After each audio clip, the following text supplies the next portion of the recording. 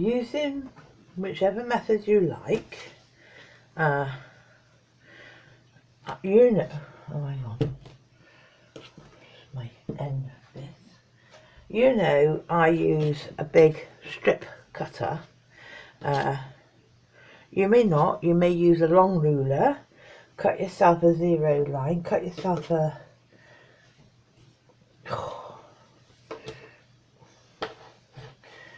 see, I was using this cutter, which has worked mainly, but as we have discussed, I got a ready dip in this cutter, so it is not giving me a true cut anymore, so you sort out. Anyway, sorry, what am I saying? So I'm now doing the borders. I decided to make my strips. I've cut them at 3.5 inches. You may, and obviously everything is your own preference, you may decide that you don't want them that wide. Remembering you're going to lose 1/4 inch to your work, and then 1/4 inch right on the outside is going to get covered up by your binding. So that now, but that, as far as I'm concerned, leaves me a full 3 inches to work on. And the reason why I want the 3 inches is because I'm going to do some top quilting on it, yeah? You may decide, oh, I don't want it as long as wide as that. I only want it probably, if I cut it like a 2.5 inch strip, forgive me because I'm not folding this way, I'll cut it as a 2.5 inch strip, so then I'll lose lose 1/4 inch, so that'd be 2.25, but 1/4 of that would be taken up with the binding, so I've then got 2 inches as my strip.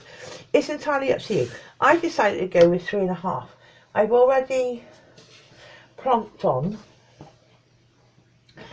I've cut a 3.5 inch strip and already attached to the end of both ends of my runner, yeah, keeping it all in line, 1/4 inch, do that, yeah. So I've already done the end strips. Now I worked out my runner, I mean, we know that once it's sewn in like this, which is finished in this direction, a finished block in this direction, they're 12 inches. So you can add it up then, depending on how many blocks. If you've got 5 blocks, that's 60 inches. Plus, you've got to take it into account now. This is 3.25, but you might as well call it 3.5. 3.5 is then the 3.5, so that's another 7 you're going to add on, so that's 67 inches. You have to do a little bit of mathematics, because at the end of the day, if your width of fabric is 40 inches, then it could be more, but if it is 40 inches, then that's how you work it out. So I've worked it out that mine actually is working out to 108 plus 3.5 plus 3.5, so that's 115 mine's working out to, mathematically. So if I do 3 widths of fabrics, which are 40 inches, to add together, that's going to give me 120 inches, more or less, because we're going to do we're going to do joining on it, which will take down a little bit, but it's going to work. So I need 3 strips for my top line and 3 strips for my bottom line, which I've just cut at 3.5 inches wide, yeah. I got to remember now, because we've got to join them. Obviously we've got to take out the selvages, but we've got to join these. And for my top line, obviously I want my birds to be facing the right way, and on the bottom line it's a decision again. Do I want them to be facing the same way, or do I want them to be facing the other way? Well, it's not a table runner, is it? We're only ever really going to be looking at it from the same direction, but it doesn't matter. Whichever way you decide how you want. At some stage we've now got to join these together, and what do? Just like as if we were doing the binding, we need to join these strips, and we need to marry them up in a T-cross, and I haven't taken off my salvages because they're going to come off anyway. So from the left we're the right way up, from lying down we're pretty sides together, so the bad side is showing to me. I'm going to pin in that corner. Want to keep it all nice and straight, and pin in this corner. Yay. Then you can mark it if you like. I don't tend to. Just want to keep it straight. Pin it, keep it straight. Normally I don't mark it because I'm pretty good, but I will mark it from the diagonal using your friction pen.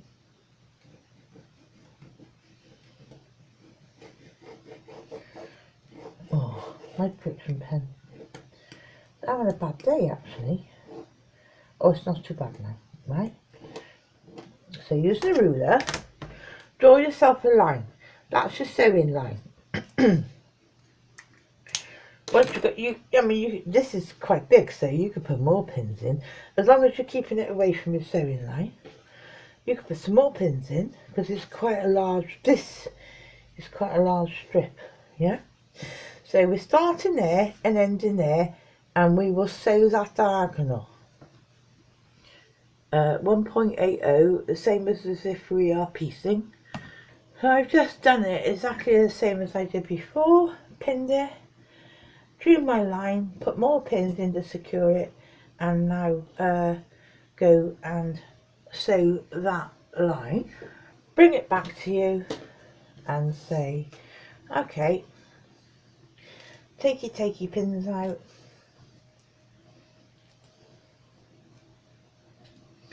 Before I cut anything, check it. Yeah, that's working for me, yeah. And then get a ruler with a 1/4 inch on it. Put the 1/4 inch on the line I've just sewn. And do my 1/4 inch cut. Cut my dog ends. We don't need those. Cut my dog ends off as well.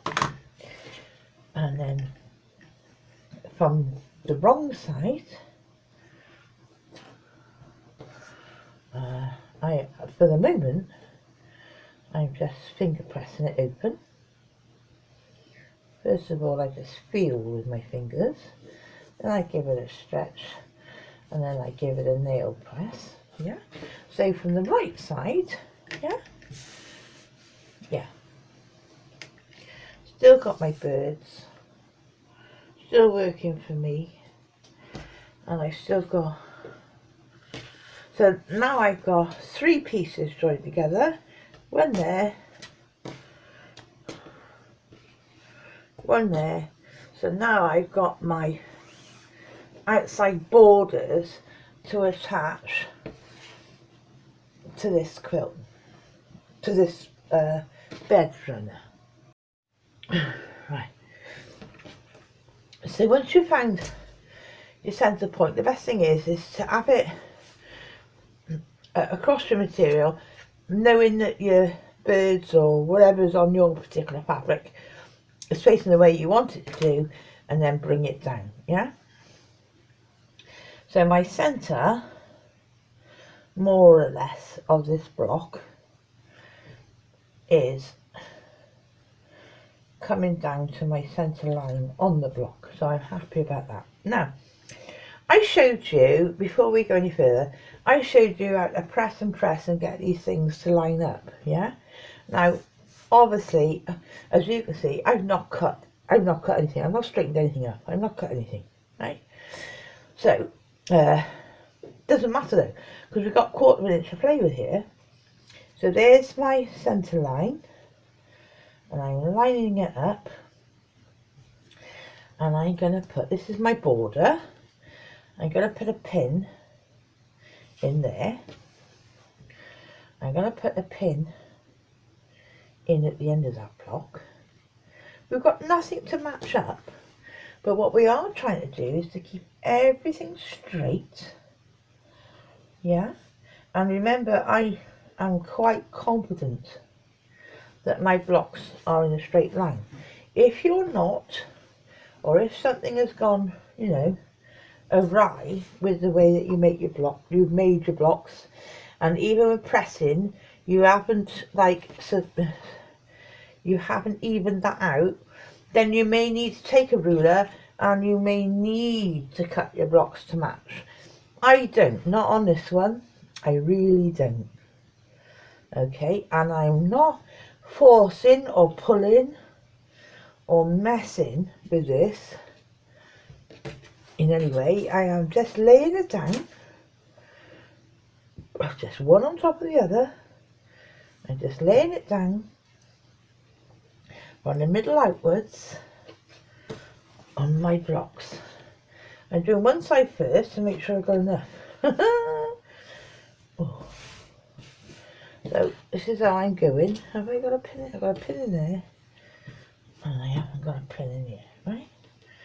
So I'm putting on. Just a minute. What are you doing? Right. So I'm putting my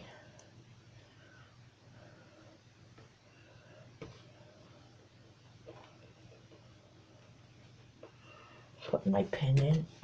Yeah, I'm just laying it down, and as it would seem, I think I've done this right, because I got a lot more left over, and obviously and also you need to make sure that when you come past your starting block,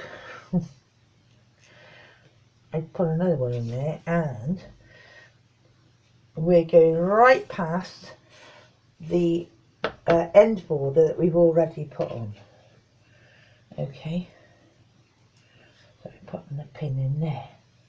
Now I've got to scooch all that back up the other way. Scooch all that back up because I got a long way to go this end. So from the middle, which is Lily Star, on mine is Lily Star. As I say, you know, if you're following me, great, but it doesn't have to be the same as mine. You can put any block in any order and make this, or you make your own blocks. You can do, as long as, you know, you're 12.5-inch blocks unfinished, you can incorporate any block. This is just a method. If you're following with me, as I say, as we pin this down, you do not want to pull on it. You want it to lay naturally on the fabric. So I'm just pinning it as we go, letting it lay without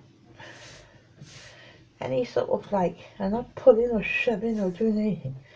I'm just letting it lay.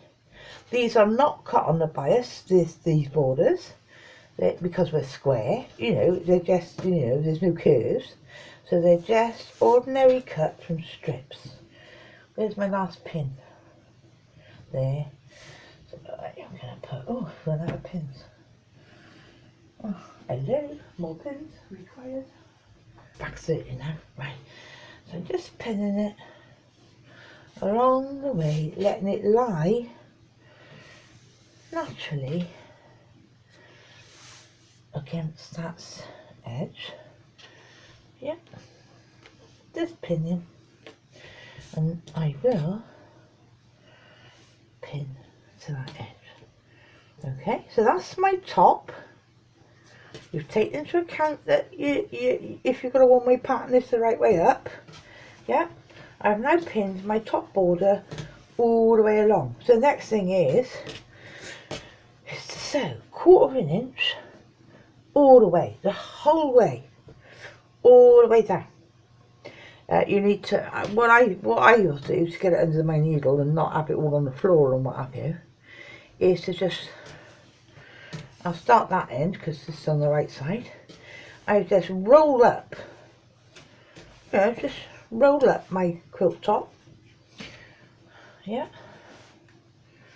just roll it up, like that. So I start here, and as I sew, unroll more as it goes through the machine. So no pressure, no pushing or shoving, sew that 1/4 of an inch. Try and keep the 1/4 of an inch straight. Alright, I don't have really very good light here, and this camera is really getting in my way, but I just wanted to show you. Okay, now I've stitched 1/4 of an inch all the way across there, and I need to set the seam all the way along. Now, remembering that this is for me now over 9 foot long, so bear with me while I do it and set the seam. So okay, I'm going to show you so much on camera, and then I'm going to keep going. I think I need to go back to my tripod actually, but anyway. I'm getting to a bit.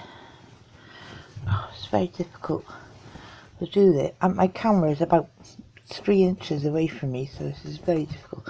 So now I'm getting to a bit where I want to set the seam, and I hope you are noticing that I am keeping this 1/4 of an inch seam is straight all the way, and where I finger pressed this join open before, now I set it with the iron, so I'll keep all this going, and obviously I'll go further and further down the quilt, but just to show you for a minute the bit I have already done, if I can, in this manner.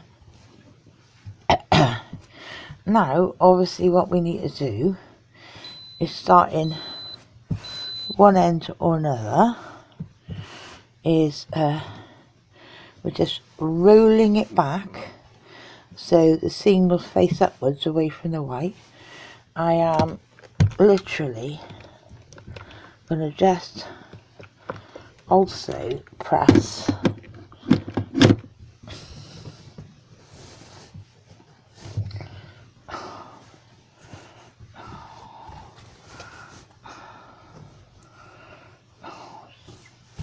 I'm working in such confined, I gotta find a different way of doing this. I am literally then, having attached it, and that was a seam, that was, hot iron, that was only where it had been folded before I started to cut it. So I then am pressing back all the border, so that's how we're going. I need to get the camera out of my way so I can carry on. This is an extremely long top now, because I've got an extremely long bed, but even so, yours is going to be even if you've got a double bed, king size bed, you're still going to have 5 blocks, and then hang down blocks. There's still going to be 7 blocks. It's still going to end up 7 foot, isn't it? So it's quite a lot to work with. So what you saw me do just now was sew my 1/4 of an inch, and I did sew a scant 1/4 of an inch. And why did I do that? Because as we go down the quilt, you will see we start to get to pieces where I don't want to lose a point. I know I get like funny about this. This is the middle block. Having worked so hard, I did not want to lose my points. So the way to sort of make sure, knowing that they were ironed out and they were all level, if I did a scant 1/4 all the way down the fabric, I knew I wouldn't lose any of my points. So going back to the ends now, yeah, so I'd already attached the border. This end, is this in camera? Yeah, I'd already attached the border, this end. I've attached a border now top. So the next thing I can do is to get a lovely ruler, any ruler really, and now I will go for my sharp one. Stop the other one, yeah. And now, well, I suppose really I ought to cut it behind, but I won't. I'll do it open, yeah. And I could do it like this with the cylindrical ruler, but for your thoughts, don't need that great big one. If you're using a smaller ruler, actually this is better because you've got more lines to look at, yeah. So first off, I'll put a solid line against the top of there. Second off, well, I might have to be considering this. No, I'm going to go up. Yeah, a solid line across that border top. I am looking at my edge, but then I am also looking, because it's kind of squaring it all up. I am also looking, if I've sewn it well, there's a line here from the border that meets that border, which makes a 90-degree angle here, yeah. So that makes a 90-degree angle there, and this is in line here. This is how I do it, so I know that whatever I look at actually is correct. So I got a line that meets there and crisscrosses in that corner. This line goes across. This is on my straight outside. Then I can take my cutter, holding on, it's a bit back to front, but holding on to my ruler, and take that cut, yeah? Get rid of that. Now, I know that this corner of my quilt is straight and true. I don't know who that is. But this corner of my quilt is straight and true, yeah? And then, naturally, I'm going to have to whiz it all the way, flip it up to the other end. Alright, the border.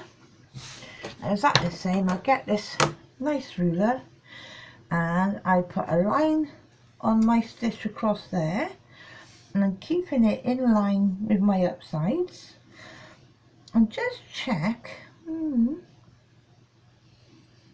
how true am I. I'm pretty true. I'm moving it up because I want to go past my border.